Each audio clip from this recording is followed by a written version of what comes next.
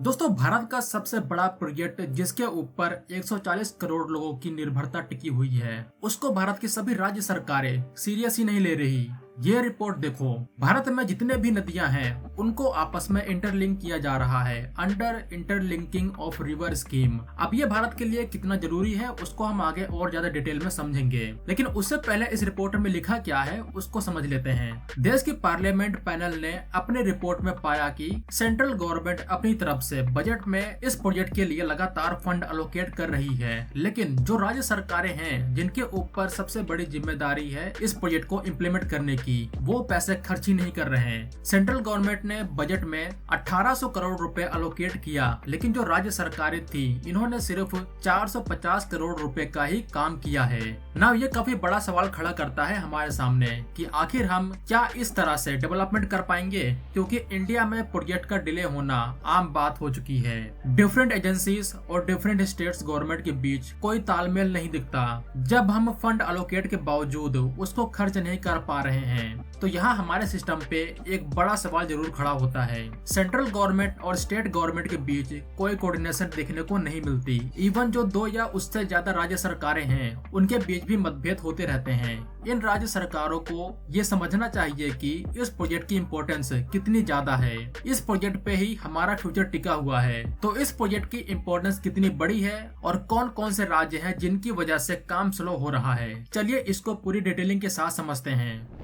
भारत के पास दुनिया की one of the biggest fertile जमीन है और इसके पीछे का कारण है हिमालयन माउंटेन और उनमें से बहती हुई नदियां, जो ग्लेशियर्स के पानी को भारत के नॉर्थ इंडिया तक पहुंचाती है। ये नदियां जिस रास्ते से बहती हैं उस रास्ते से काफी ज्यादा मिनरल रिच मिट्टी अपने साथ लेकर आती हैं, जिससे भारत की नॉर्थ में प्लेन जमीन को बहुत फायदा हुआ है। ये प्रोसेस लाखों सालों से चलता हुआ आ रहा है, इसीलिए इस रीजन में आपको दुनिया की सबसे ज्यादा फर्टाइल जमीन देखने को मिलेगी। लेकिन इसके साथ साथ यही नदियां तबाही का कारण भी बनती हैं। मानसून के टाइम भारत की कई सारी नदियों में बाढ़ आना आम बात है। इससे हर साल लाखों लोग अफेक्टेड होते हैं और इकोनॉमी को एक बड़ा लॉस होता है। वहीं दूसरी तरफ नॉर्थ वेस्ट इंडिया में यह गेम पूरा चेंज हो जाता है। वहाँ ना कोई नदी है ना ही बारिश है। यह इलाका काफी ज्यादा सूखा है इन नेचर। भारत के कई इलाके ऐसे हैं जहाँ पानी की कोई कमी नहीं है, लेकिन भारत के कई इलाके ऐसे भी हैं जहाँ पानी की असली कीमत पता चलती है।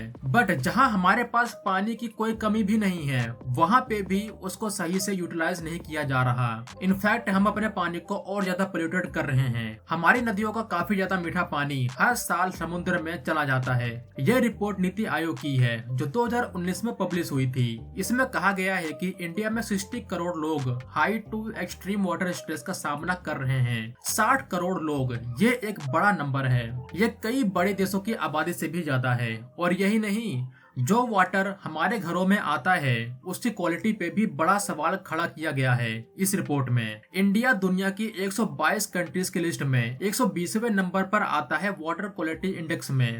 ऑलमोस्ट 70% पानी जो हमारे घरों में आता है वो किसी न किसी तरह से कंटेमिनेटेड है। नीति आयोग का ये भी कहना है कि इसी वाटर स्कैरसिटी की वजह से इंडिया अपनी जीडीपी का 6% लॉस कर रहा है। बाय द वे, ये जो सिचुएशन है ये अभी की है, करंट इंडिया की। लेकिन इस रिपोर्ट में ये भी कहा गया है कि 2030 तक इंडिया में वाटर की डिमांड आज से डबल हो सकती है और जो आज का इंफ्रास्ट्रक्चर है उसके हिसाब से इंडिया में वाटर क्राइसिस एक बड़ी समस्या बनने वाली है अगर इमीडिएट कोई बड़ा एक्शन नहीं लिया गया। तो ये सिचुएशन पेंडेमिक की तरह हो सकती है। अब तक हमारे रूरल एरियाज में मोस्टली लोग ड्रिंकिंग और खेती के लिए ग्राउंड वाटर पर निर्भर थे, लेकिन यूनेस्को ने भी माना कि हम अपने ग्राउंड वाटर का हद से ज्यादा यूज कर रहे हैं और जो ग्राउंड वाटर का लेवल है वो धीरे धीरे और नीचे जा रहा है। साथ में क्वालिटी भी गिर रही है। इंडिया की जो मेजर सिटीज है वहाँ ऑलरेडी ग्राउंड वाटर ऑलमोस्ट खत्म हो चुका है या फिर खत्म होने की कगार पे है। अब वाटर की क्वालिटी कितनी बड़ी प्रॉब्लम है उसका अंदाजा आप इस बात से लगा सकते हैं कि क्लीन ड्रिंकिंग वाटर ना पीने की वजह से इंडिया में 2 लाख लोग हर साल मर जाते हैं। अब इंडिया में वाटर की क्वालिटी कैसी है उसके बारे में आपने कुछ दिनों पहले एक रिपोर्ट पढ़ी होगी, जहां ये कहा गया है कि इंडिया के ग्राउंड वाटर में यूरेनियम पाया गया है। नाउ आज की जो सिचुएशन बन रही है उसको आज से कई साल पहले 1980s में ही भारत के पॉलिसी मेकर्स ने समझ लिया था। इसीलिए नेशनल वाटर डेवलपमेंट एजेंसी बनाई गई। इस एजेंसी ने सबसे पहले इस कॉन्सेप्ट को सही से समझा और काफी सारी स्टडी कंडक्ट करवाई, जिससे ये अंदाजा हो गया कि किन किन नदियों को कहां से आपस में लिंक करना है। अब आइडिया क्या होगा, कैसे इम्प्लीमेंट होगा वो तो हमको पता चल गया, लेकिन इस प्रोजेक्ट में डिले होते रहे, जैसा कि इंडिया की सभी मेगा प्रोजेक्ट के साथ होता है। फाइनली 2002 में सुप्रीम कोर्ट के इंटरफेरेंस के बाद इस प्रोजेक्ट को फास्ट ट्रैक में लाया गया। अब जो मास्टर प्लान था इस प्रोजेक्ट का वो कुछ इस तरह था। भारत की दो सबसे बड़ी नदियों का पानी यूज करना, यानी गंगा और ब्रह्मपुत्र, बड़े बड़े डैम्स बनाना जिससे पानी के फ्लो को कंट्रोल किया जा सके। फिर इस वाटर को नॉर्थ इंडिया में वेरियस रीजन में डिस्ट्रीब्यूट करना, जो इलाके नदियों से काफी दूर है या फिर जहां उतनी बारिश नहीं होती। साउथ इंडिया में भी वाटर की प्रॉब्लम को सॉल्व करना मेन प्रायोरिटी में से एक था। जैसे कृष्णा, गोदावरी और कावेरी रिवर को मेन पिलर बनाया गया इस रिवर लिंकिंग प्रोजेक्ट में। जो मास्टर प्लान है उसके अकॉर्डिंग 30 रिवर लिंक बनाए जाने हैं, जिसमें से 14 हिमालयन है और 16 पेनिनसुलर। अब कोई भी बड़ा प्रोजेक्ट बनाना हो तो सबसे पहले उसके ऑब्जेक्टिव को डिफाइन किया जाता है कि हम उससे क्या क्या हासिल करने वाले हैं। उसी तरह इस प्रोजेक्ट के भी बड़े बड़े ऑब्जेक्टिव थे, जैसे इरिगेशन को बढ़ाना, फ्लड को कंट्रोल करना।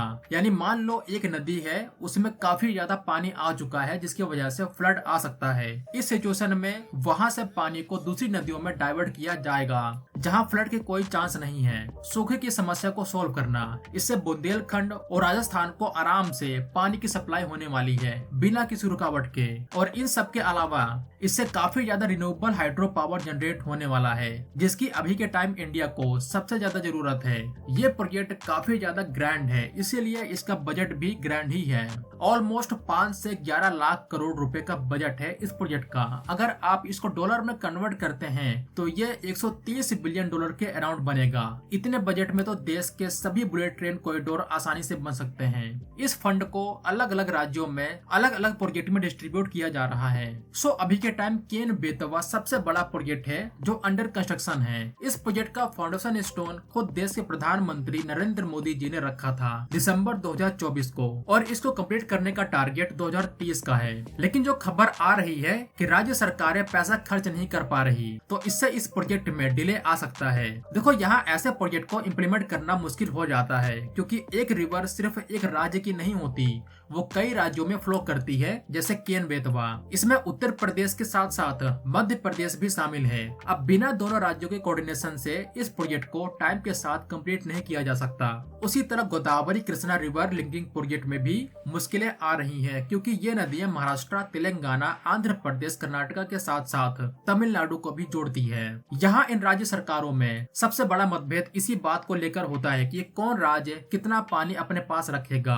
कोई राज्य बोलता है मुझे इतना पानी चाहिए, तो कोई बोलता है मुझे इतना। इस सिचुएशन में डिले होते रहते हैं, फैसला जल्दी से नहीं हो पाता। अगर आपका सवाल होगा कि जब ये राज्य सरकारें इसको इम्प्लीमेंट नहीं कर पा रही हैं, तो सेंट्रल गवर्नमेंट को ये प्रोजेक्ट अपने हाथ में ले लेना चाहिए। देखो, ये कहना आसान है, लेकिन हमें ये भी समझना होगा कि जो रिवर, जमीन, वाटर होती हैं, वो राज्य के कंट्रोल में होती हैं। अब बिना राज्य सरकार को शामिल किए सेंट्रल गवर्नमेंट इस प्रोजेक्ट को इम्प्लीमेंट नहीं कर सकती।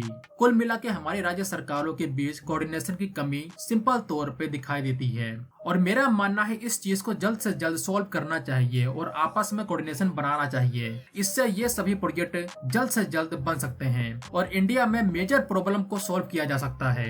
होप कि आपको ये समझ में आ गया होगा कि इस प्रोजेक्ट की इंपोर्टेंस कितनी बड़ी है। तो इस वीडियो में बस इतना ही था। मिलता है एक नई वीडियो के साथ, तब तक के लिए जय हिंद दोस्तों।